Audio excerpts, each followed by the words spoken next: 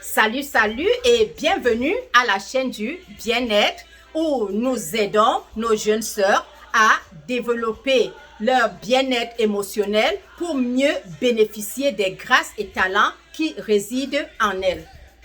Cette plateforme est une branche de notre boutique que nous avons en ligne et que nous avons appelée New World Wellbeing. Alors, n'hésitez pas, s'il vous plaît, de faire un tour pour découvrir et faire des achats pour harmoniser votre bien-être.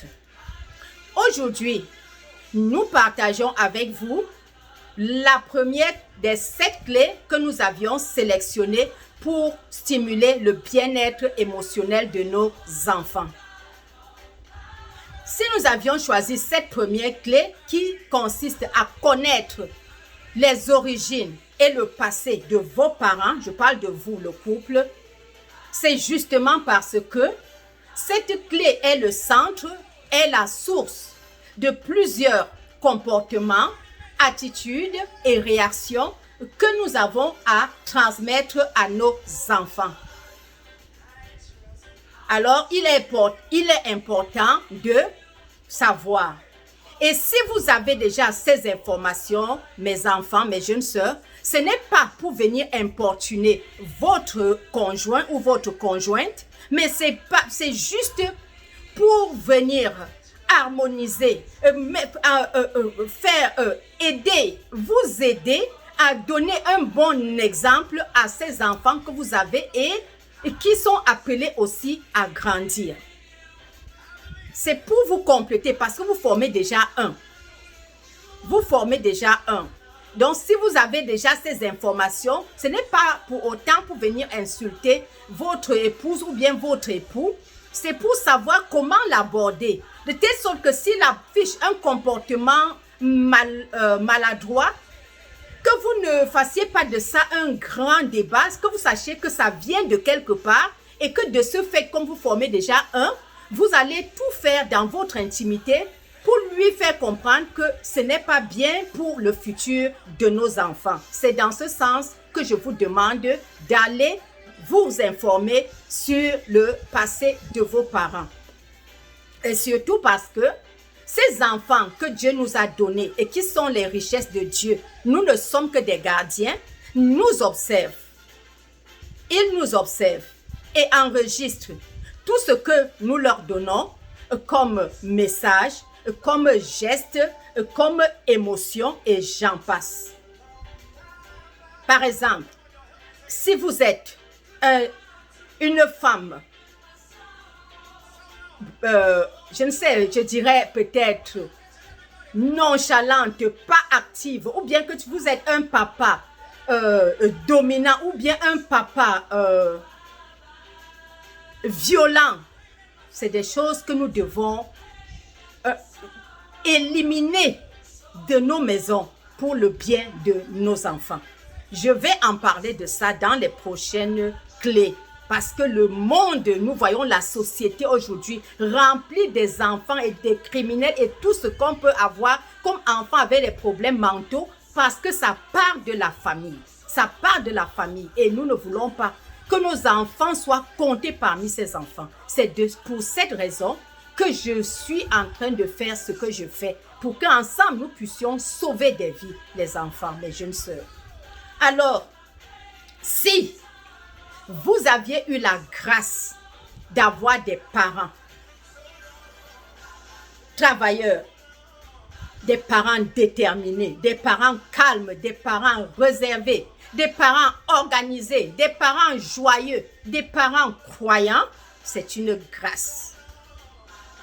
Alors, il y a de fortes chances que vous puissiez transmettre ce que vous aviez pris de vos parents à vos enfants aussi. Par contre, si vous avez eu des parents qui, par ignorance ou par manque de connaissances, ont pérennisé de leurs parents aussi la paresse, la saleté, l'insolence, l'intolérance, et j'en passe, nerveux, coléreux. Il y a de fortes chances aussi que vos enfants puissent prendre certains de ces caractères, de ces valeurs. Alors, c'est pour cette raison que nous avions choisi cette clé comme la clé numéro 1. Parce que beaucoup des autres que nous aurons à parler auront des bases sur cette première clé, les amis. Oui.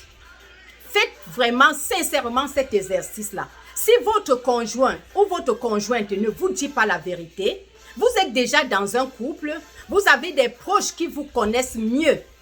Allez, contactez-les, appelez même au téléphone. Après une causerie, demandez tata, tonton, maman, est-ce que je peux savoir comment était votre passé, comment était votre couple, comment est votre couple, comment vous passez votre vie de couple. C'est pour mieux savoir comment gérer mon époux ou bien gérer ma femme que je pose cette question. Ou comme pour mieux préparer un avenir meilleur pour nos enfants que je pose ces questions. Alors cela va vous aider les enfants. Ça va vous aider. Alors, maintenant que vous connaissez le bien et le mauvais de toutes ces qualités, avec tout ce que nous vous donnons comme conseil sur le bien-être, vous devez déjà savoir faire la part des choses. Savoir quoi dire, quoi ne pas dire, quoi faire, quoi entrer dans votre maison et quoi rejeter. Être une femme de principe. Avoir vraiment, je vous avais dit dans l'une de nos vidéos, d'écrire ce que vous voulez devenir, ce que vous voulez que vos enfants deviennent et à placer soit sur votre miroir de douche ou bien au chevet de votre lit et lisez ça, dites ça tous les jours, ça va s'accomplir. Sachez vos limites. Sachez quand est-ce qu'il faut dire non, quand est-ce qu'il faut dire oui. Par exemple, il y a des gens qui ont des limites, qui ne permettraient jamais que quelqu'un dise du n'importe quoi à leurs parents. Que le mari manque par exemple, ou leur épouse manque de respect à leur mari, à leurs parents, ils ne toléreraient pas ça. Il y a des gens qui ont des limites, qui diront que je ne voudrais pas que tu me manques de respect devant mes enfants. Donc, chacun doit avoir ses limites dans un ménage, les enfants. Sachez, ces petites choses-là vous aident à ne pas déborder, à ne pas déraper. Alors, maintenant que vous connaissez tout ça, je vais clôturer cette vidéo avec le témoignage d'une dame intelligente, d'une dame déterminée, d'une dame de caractère, d'une dame croyante. Voici les paroles de la dame. Elle nous dit, elle a eu la grâce d'épouser un homme de l'armée. Et avec la grâce de Dieu, elles ont eu 6 enfants. Alors, il y a eu un coup d'État dans son pays. Alors, les opposants se sont dirigés dans leur concession. Et chacun a fui, chacun se cachait où il pouvait. Alors, la première troupe qui est entrée a tué son mari. Elle ne savait même pas. La deuxième troupe a mis la main sur elle et lui a demandé « Où est votre époux ?» La dame dit qu'elle a dit « Je ne sais pas ». On a dit « Comme tu ne veux pas nous dire, nous allons te brûler ».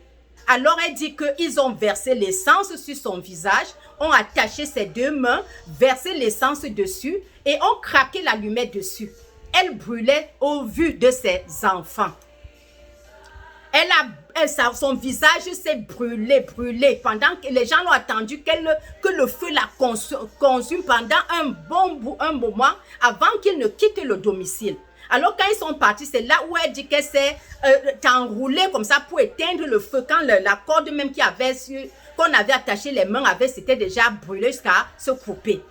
La dame nous montre les 2 mains, elle n'a plus de doigts. C'est juste une boule de pomme qui est restée de 2 côtés, défigurée. J'ai dit, je l'ai vue, ce n'est pas que j'ai entendu. Elle nous parlait de sa propre bouche. Alors, elle dit que après cette émeute, ils ont exilé dans le pays voisin avec son papa. Alors, quand ils sont arrivés dans le pays voisin, elle étant d'un autre pays où on ne parle pas le français, elle déjà ne savait pas parler l'anglais, elle ne parlait pas le français. C'était difficile pour elle. Là, voilà, mère de 6 enfants, veuve, sans bras, rien. Elle avait cette présence d'esprit. Elle dit que son mari disait toujours que les Américains connaissent le droit de l'homme. Alors, elle a demandé à une de leurs connaissances de l'accompagner à l'ambassade des États-Unis. Ce qui avait été fait. Quand elle est arrivée là-bas, elle a dit qu'elle venait demander le visa. L'officier qui l'a reçu, d'après ce qu'elle dit, lui a demandé « Pourquoi demandes-tu le visa américain ?» Elle a dit que je suis en exil dans ce pays. Mon mari avait été tué dans notre pays. On m'a brûlé parce que je ne savais pas où se trouvait mon mari. Et je suis avec des enfants. Personne ne peut rien me faire dans ce pays. Tant que je ne parle pas français, je n'ai même pas les bras. Alors mon mari m'a toujours dit que les Américains connaissent le droit de l'homme, que si j'arrive là-bas, ils vont me comprendre mon problème. Le monsieur qui a vu jusqu'à quel point la dame était éveillée et inspirée, courageuse, elle dit, l'officier a frappé le poing sur la table, il a dit, je te donne le visa américain. C'est comme ça qu'elle a eu son visa. Et l'officier a pris la peine de rédiger un bon rapport qu'il a attaché sur son dossier. Elle dit que dès qu'elle est descendue de l'aéroport aux États-Unis, on l'accueillait déjà. Donc, c'est le gouvernement, depuis son arrivée aux États-Unis, près de 10 ans, comme elle dit là, qui s'occupe d'elle. Logée par le gouvernement, et ses enfants avaient été repartis dans des maisons où on prend soin de les enfants, viennent passer les week-ends avec elle et repartent. Et elle dit qu'au jour d'aujourd'hui, son fils a eu son associate degree et il travaille, il va à l'université. La dame dit qu'elle a subi 14 opérations sur les 2 bras pour essayer d'étendre, de tirer les ligaments là. Au vu de ces 14 opérations, on lui a placé une prothèse qui lui permet déjà de conduire les amis. Regardez d'où cette femme est venue. Sans bras. Aujourd'hui, elle conduit avec 2 prothèses. Même comme elle a une condition, elle a dit qu'elle conduit avec restriction. Donc, on lui donne, elle va faire le cleaning, comme elle dit. Elle se limite, elle va chercher les enfants à la maison. Voilà, aujourd'hui, une femme qui devrait avoir une vie finie, mais qui, par sa bravoure, par sa détermination, a fait le chemin pour l'avenir de ses enfants. Et pour elle-même et pour sa famille. Aujourd'hui, ses enfants sont en train de réussir. Elle-même, elle est intégrée. Elle conduit. Elle a son domicile. Elle travaille. Alors, mes enfants, que le témoignage de cette dame vous édifie, vous réveille et vous donne d'être des mamans déterminées pour vos enfants, pour la gloire de Dieu. Alors, bonne chance et que la grâce de Dieu vous accompagne.